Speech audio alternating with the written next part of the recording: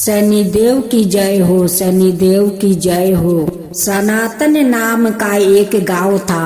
उस गांव में एक मोना नाम की औरत रहा करती थी। उनकी 2 बेटे 2 बहू थी। बहू लोग का 2 संतान थे।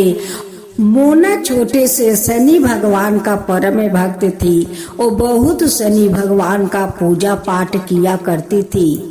मोना का बहुत वयस हो गया था, उसलिए शनि भगवान का वो व्रत किया बंद कर दी थी, क्योंकि वो बहुत बुरा हो गई थी। वो कर नहीं पा रही थी। मोना जब शनि देव का व्रत नहीं कर पा रही थी तो हाथ जोड़कर कहती है, हे शनि देव, अब मैं आपको पूजा नहीं कर सकती। अब मुझसे नहीं होता है, मैं चल फिर नहीं पा रही हूँ। मुझे क्षमा कर दीजिए हे शनि भगवान, मुझे क्षमा कर दीजिए। हमारा पोता बहू बेटा सबको ऊपर अपना आशीर्वाद बनाए रखिए, सबको रक्षा कीजिए हे शनि देव। मोना का दोनों बेटा अपना माँ को आज्ञाकारी बेटा था। उनकी पोता जो था वो भी अपना दादी का आज्ञाकारी पोता था। दोनों बेटा अपना माँ का कोई बात का उल्लंघन नहीं करता था। वो अपना माँ का सारा बात मानता था, अपना माँ का सेवा करता था, खाना पानी सब कुछ देते थे। लेकिन दोनों बहू बहुत बदमाश थी, बहुत बदमाश थी। जब ले बेटा दोनों घर में रहता, पोता लोग घर में रहता, तब तक दोनों बहू अपना सासू माँ को कुछ नहीं कहती।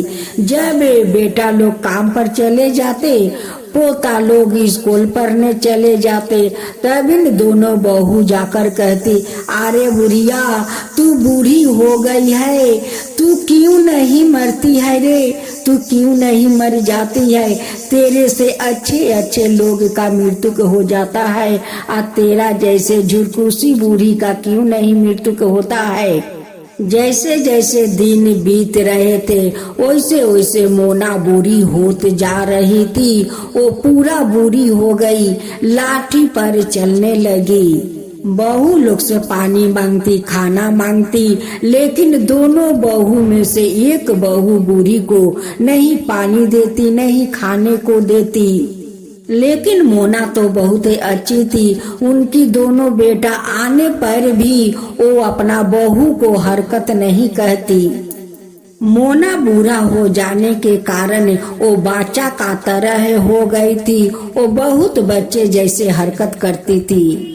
मनुष्य को 2 बार बचपना आता है, एक बार जन्म लेता है तब, और दूसरा वो बूढ़ा हो जाता है तब उनकी बचपना आता है। ये तो सभी को एक दिन होना ही है। लेकिन बहू लोग ये नहीं सोच रही थी कि एक दिन हम लोग का भी बुढ़ापा आएगा, हम लोग का भी बेटा है, हम लोग अपना बेटे को शादी करेंगे तो हम लोग का बहू भी ऐसा ही करेगी। ये नहीं सोच रही थी कि आज मैं अपना सासू माँ के करूँगी तो एक दिन मेरे बेटा बहू मुझे भी सेवा करेंगे। ये आजकल का बहू बेटा कहाँ सोचते हैं। दोनों बेटा बाहर में चले जाते हैं काम करने, बच्चा लोग अपना अपना काम में चले जाते हैं। इधर एक दिन दोनों बहू मिलकर कहने लगी कि इस बुढ़िया को तो मरेगी नहीं, हम ही लोग के मार देना चाहिए। दोनों बहू बूढ़ी को चिचराते हुए वो कुआं में डालने के लिए ले जा रही थी। उसी समय उनकी बेटा आ जाते हैं। उनकी बेटा कहता है कि माँ, तुम जैसे दोनों दादी को घसीटते हुए ले जा रही है, ये ठीक कर रही है, ये बहुत गलत है। माँ कहने लगी और चाची कि नहीं बेटा नहीं, तेरे दादी को थोड़ा घुरा फिरा रहे हैं, वो घर में सोए सोए वो बोर हो गई है। दादी अपना पोता से कहती है कि नहीं रे बेटा, ये दोनों मुझे कुआं में फेंकने के लिए ले जा रही है, देख कैसे छिछिरा रही है मुझे, कहती है कि मैं घुरा फिरा रही हूँ। ये झूठ बोल रही है, दोनों बेटा झूठ बोल रही है। उस दिन तो मोना का अपना पोता के कारण बच गई। फिर 2 दिन के बाद बुढ़िया खाने को मांगती है, चिल्लाती है, लेकिन कोई बहू नहीं खाने को देती है। वो जाकर उनकी मुंह में कपड़ा ठूस देती है और दोनों हाथ बांध देती है कि ले अब तू चिल्लाते रह।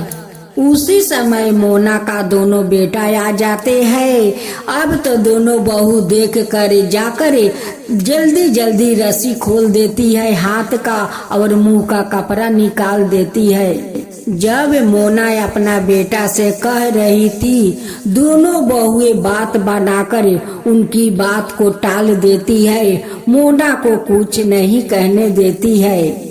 उसी गांव में उनकी बेटा का एक दोस्त था। उनके घर में कोई अनुष्ठान था। वो सब कोई को निमंत्रण किया था जाने के लिए कि सब लोग आइए मेरा घर में भोजन करने के लिए। दोनों बेटा उनकी सब बच्चे वो चले गए निमंत्रण में, रह गई दोनों बहू। कहने लगी कि आज देखती हूँ कि इस बुढ़िया को कौन बचाता है। दोनों बहू मिलकर मोना को खटिया में बांध देती है और घर के पीछे ले जाती है। उनका ऊपर बहुत सारा लकड़ी सजा देती है कि यही पर आज इस बुढ़िया को आग लगाकर जला देते हैं। जैसे दोनों बहू उस मोना का खटिया उठाकर उस चिता पर रखने गई, वैसे शनि देव आ जाते हैं और मोना को बचा लेते हैं, क्योंकि वो तो छोटे से शनि भगवान का परम भक्त थी।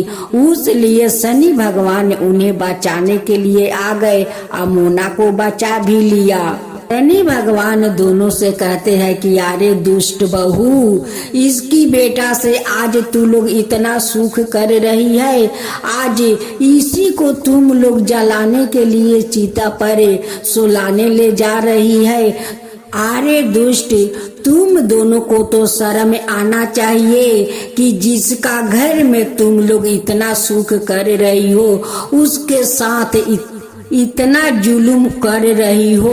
अगर तुम लोग का पति जान जाएगा कि तुम लोग इनको कितना दुख तकलीफ दे रही हो, कुआं में डुबाने के लिए ले गई, फिर आज चिता पर सुला रही है कि हम लोग जला देंगे और यहीं पर कुआं खोद कर सारा राख को दफना देंगे।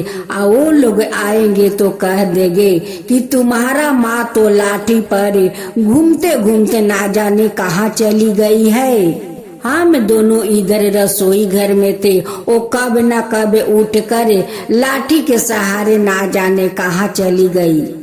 यही हम लोग बहाना कर देंगे तो सांपों नहीं मरेगा और लाठियों नहीं टूटेगा।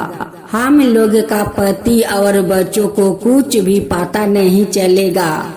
शनि भगवान कहते हैं वो दोनों से कि तुम लोग यही शैतानी सोच रही है कि मेरा पति को पता नहीं चलेगा कि उनकी माँ को हम लोग मार कर यहाँ गड्ढा में गाड़ दिया है। अरे भगवान से डर, भगवान से डर दुष्ट, भगवान से डर, ये कभी नहीं छुपेगा। दोनों दुष्ट बहू शनि भगवान से हाथ जोड़कर क्षमा मांगने लगी कि शनि देव हमें क्षमा कर दीजिए, अब हम लोग ऐसा काम नहीं करेंगे। तुम दोनों आज अपना सास के साथ ऐसी व्यवहार कर रही हो, एक दिन तुम लोग का बेटा है, तुम लोग का बहू ऐसे ही एक दिन तुम दोनों के साथ करेगी। शनि देव कहते हैं कि तुम दोनों क्षमा के लायक नहीं हो। जो घटना कर रही हो वो घटना को तुम लोग का कभी क्षमा नहीं मिलेगा। तुम लोग का पति को जानना ही होगा कि तुम लोग अपना सासू माँ के साथ कैसे व्यवहार कर रही हो। ये बात कहकर शनि भगवान अंतर ध्यान हो जाते हैं और बूढ़ा का रूप धारण करते हुए उस अनुष्ठान में जाते हैं और उनकी दोनों बेटा से कहते हैं, तुम दोनों इस अनुष्ठान में पूरी मिठाई खाने आए हो, वहाँ पर तुम्हारा दोनों पत्नियां देखो तुम्हारा माँ के साथ क्या कर रही है। मैं अपना आँख से देख कर आ रही हूँ, तुम्हारा माँ को खटिया में बांध कर वो लोग चीता पर जलाने जा रही थी। उस समय मैं एक गांव में जा रहा था, मुझे नजर पड़ा, आ जाकर तुम्हारा माँ को मैं बचा लिया। दोनों बेटा और पोता दौड़े दौड़े आते हैं घर, और अपना दादी को गले में लिपट जाते हैं। दोनों बेटा अपना माँ को पकड़कर उनकी शरीर से लिपट जाते हैं। कहते हैं कि माँ, हम लोग तो अनुष्ठान में भोजन करने गए थे, यहाँ पर तुम्हारा साथ क्या क्या हुआ है, तुम बताओ। मोना कहती है कि बेटा, तुम्हें कैसे पता चला? कहने लगे कि माँ, एक बूढ़ा बाबा उस अनुष्ठान में गए थे, वो कहने लगे कि मैं तो एक गांव में जा रहा था, मैं देखता हूँ कि तुम्हारा दोनों पत्नियां उस माँ को खटिया में बांध कर चीता पर जलाने के लिए ले जा रही थी, तो वो बूढ़ा बाबा आकर बचा लिया। मोना कहती है कि बेटा, वो बूढ़ा बाबा नहीं होंगे, वो तो शनि देव होंगे, वो मुझे तो शनि देव बचाए थे, इस अग्नि से मुझे उन्हीं ने बचाया है। आज शनि देव नहीं आते तो शायद आज मैं नहीं बचती, आज तुम्हारा दोनों पत्नियां मुझे जला कर यही पर दफना देती। तुम लोग का पता नहीं चलता बेटा, पता नहीं चलता। दोनों बेटा अपना अपना पत्नी को बहुत मारते हैं, बहुत मारते हैं, और मार कर उन्हें घर से निकाल देते हैं कि आज से तुम दोनों मेरे घर में नहीं रहोगी। दोनों बहू रोते रोते शनि भगवान का मंदिर जाती है और वहाँ पर माथा टेक कर शनि भगवान से क्षमा मांगती है। कहती है कि हे भगवान, मुझे बचा लीजिए, हम दोनों जो दुष्ट कर्म किया है उसका परिणाम मिल गया है, भगवान मुझे क्षमा कर दीजिए। हम दोनों को रक्षा कीजिए, हे शनि देव रक्षा कीजिए। हम लोग आपको श्रद्धा भक्ति से पूजा करेंगे, हे शनि देव, हर शनिवार को उपवास करेंगे, आपको श्रद्धा भक्ति से पूजा करेंगे, लेकिन हम लोग का क्षमा कर दीजिए। शनि भगवान का मंदिर से दोनों बहू अपना घर आती है।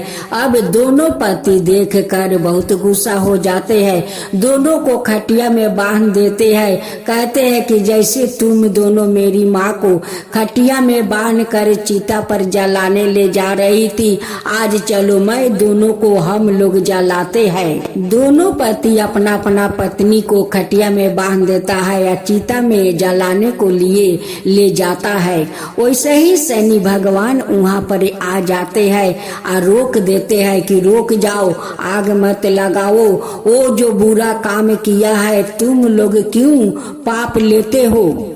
तुम दोनों पाप करके अपना सर पर पाप लेना चाहते हो, वो दोनों जैसे पापिन बनना चाहते हो। दोनों बेटा कहने लगे कि हे शनि देव, हे शनि भगवान, आज आप नहीं आते तो ये दोनों तो मेरी माँ को जला देती, ये जला देती या हम लोग के पता नहीं चलता। हे शनि देव मुझे माफ कर दीजिए कि हम दोनों क्यों भोजन करने उस अनुष्ठान में गए। शनि देव कहते हैं कि दोनों को हाथ पैर खोल दो, इसे मत जलाओ, अब ये ऐसा काम नहीं करेगी, वो जितना की है उससे दोगुना ये लोग का भोगना पड़ा और उसका दोगुना ये लोग का परिणाम मिला है। दोनों पत्नियां अपना अपना पति के पैर में पड़ जाती है, पैर पकड़ के कहती है कि स्वामी अब ऐसा कभी बुरा काम नहीं करूंगी, कभी नहीं करूंगी, मुझे क्षमा कर दीजिए, इस घर से मत निकालिए।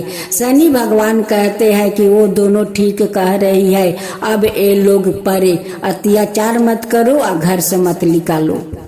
शनि भगवान वहाँ से अंतर्ध्यान हो जाते हैं और वो सारा परिवार अपना घर में चले जाते हैं और खुशी खुशी से रहने लगते हैं। हे शनि देव, जैसे आप उस परिवार को मिलाया, उस बूढ़ी को बचाया, वैसा ही सबका ऊपर कृपा करना, सबका ऊपर कृपा करना। हे शनि देव, जो आपका कथा कहे, जो सुने, जो हुंकार भरे, सबके ऊपर कृपा करना।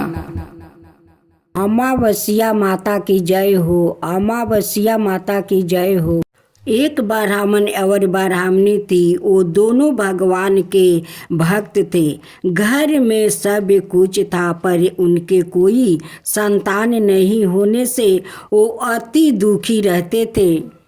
एक दिन अपनी स्त्री से वन में तपस्या करने जाने के लिए कहा और भगवान पर भरोसा करो कह कर वन में चला गया। जंगल में जाकर तप करने लगा। बहुत बरस बीत गया। उसको वैराग्य हुआ कि अब अपना जीवन समाप्त कर दूंगा। इस प्रकार सोचकर वो पेड़ की डाली पर फांसी का फंदा लगाकर मरने को तैयार हो गया। तब सुख अमावस्या प्रकट होकर बोली, देखो ब्राह्मण, तुम्हारे भाग्य में संतान नहीं लिखी है, किंतु मैं तुम्हें 2 कन्या का वरदान देती हूँ। एक का नाम अमावस्या, दूसरी का नाम पूनम रख देना। तेरी स्त्री को कहना कि सुख अमावस्या का व्रत या उपवास करे।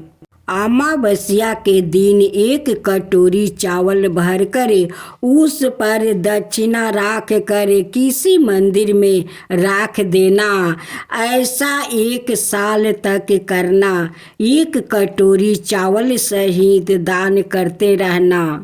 ब्राह्मण घर आया, अपनी पत्नी को बताया और अमावस्या के दिन ब्राह्मणी ने व्रत रखा।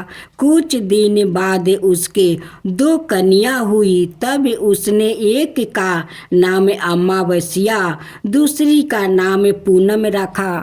दोनों बहनें धीरे धीरे बड़ी हो गई। बड़ी होने पर उनका विवाह कर दिया गया। बड़ी बहन अमावस्या धार्मिक थी, जबकि छोटी बहन भगवान का बिल्कुल नहीं मानती थी।